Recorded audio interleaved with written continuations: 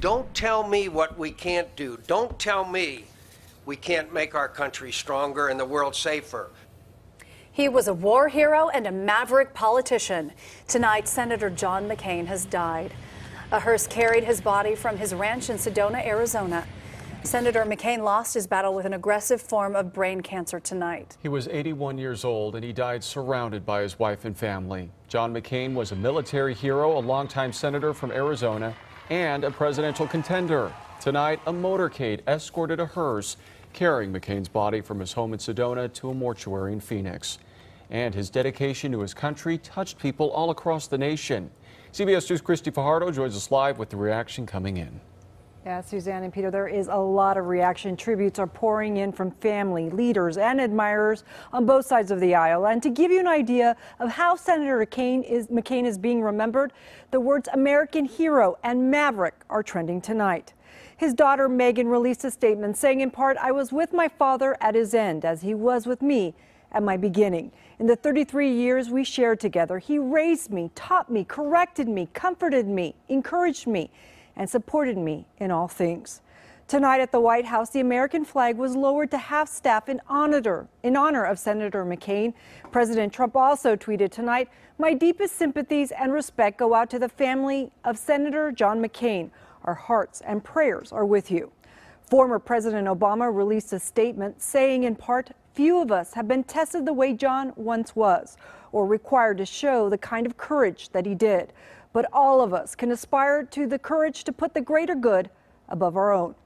Former President George W. Bush wrote, "John McCain was a man of deep conviction and a patriot of the highest order."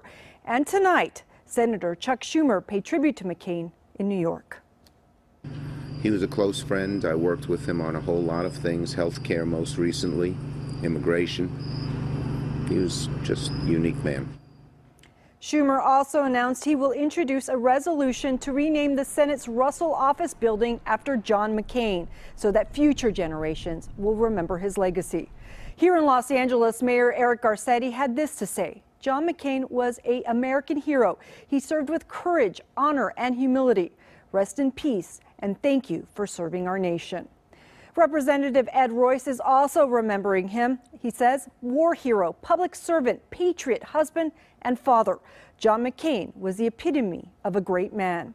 And there are many more tributes coming in by the minute, not just from politicians, but also from regular people he inspired who are taking to social media to honor his legacy tonight. Peter and Suzanne, back to you. Christy, thanks. Senator McCain served his country for 60 years. CBS 2 political reporter Dave Bryan takes a look at McCain's life and legacy. His straight-talking style won Senator John McCain respect, even if people didn't always agree with his politics.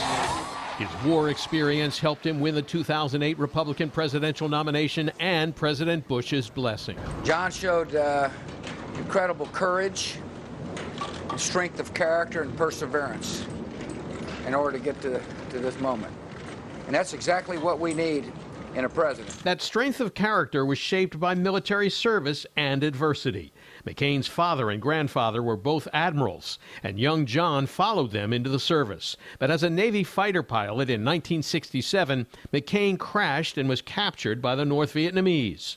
During 5 years of captivity, the Viet Cong tortured McCain's body, but they never broke his spirit. I'm sure that I will get well. McCain later brought that same fighting spirit to politics, his independence often angering members of his own party. Boy, that's outrageous. In Congress, McCain worked to strengthen the military, rein in government spending, and reform campaign finance. Don't tell me what we can't do. Don't tell me we can't make our country stronger and the world safer. We can. We must. After losing the 2008 presidential election to Barack Obama, McCain faced a difficult primary challenge for his Senate seat in 2010, but he persevered and won. I intend to go back to Washington, and I intend to get to work. McCain was married twice and had 7 children. His second wife, Cindy, a philanthropist, was often by her husband's side during his campaign appearances and his battles with cancer. He was first diagnosed with melanoma in 1993 and announced he had a brain tumor in 2017. Just after his diagnosis in July of 2017 and with a scar visible on his forehead, McCain made a dramatic return to the Senate floor where he cast a deciding vote to defeat the GOP health care plan and gave a stirring speech. What have we to lose by trying to work together to find those solutions? We're not getting done much apart. McCain remained in the Senate, but was in Washington less and less as he underwent treatment. He also released a memoir in which he announced he would not run again and said, quote, "I can speak my mind without fearing the consequences much." McCain's dedication to family and country and his courage of conviction won him admiration worldwide. To his many fans, John McCain was and always will be a real American hero. And tonight, McCain's wife, Cindy, said he passed the way he lived, on his own terms, surrounded by the people he loved and the place he loved best. Stay with CBS2 News and CBSLA.com for reaction from celebrities and any other information on funeral plans.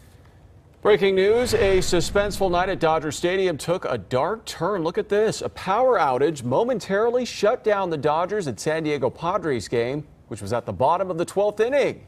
Luckily, as you can see from Sky 2, the lights came back on and the Dodgers won. You could also see everybody had their cell phones out. I know, it lit up quickly.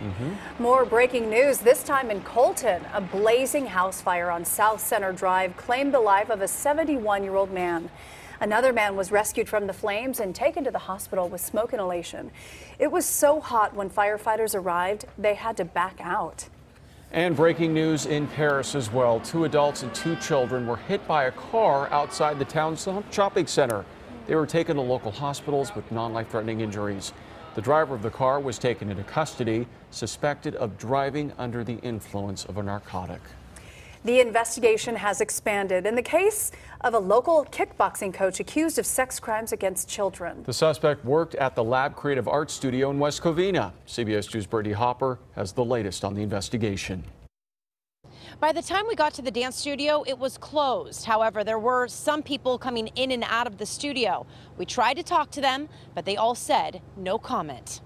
Take a good look at this man, 62-year-old Eddie Ramirez, a kickboxing coach from the Lab Creative Arts Studio in West Covina.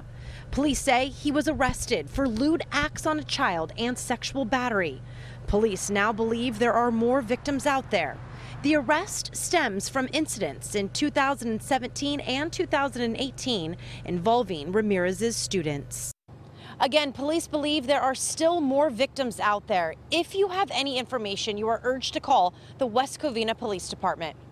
In West Covina, Brittany Hopper, CBS 2 News. Ex-Laker and Golden State Warrior Nick Young has been arrested in Hollywood. Police say Young was pulled over for an expired car registration and an illegal window tint last night.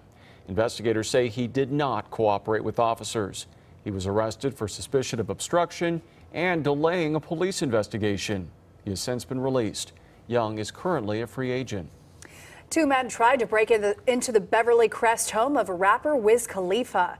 LAPD says 2 men broke glass to get inside the home, but a friend of his was staying there, heard the noise, ran downstairs and saw the men getting away. No one was hurt and nothing was taken. Khalifa is in Texas for a performance tonight.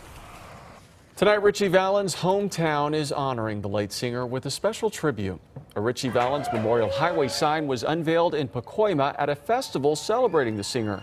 Valens was only 17 years old when he died in a plane crash nearly 60 years ago.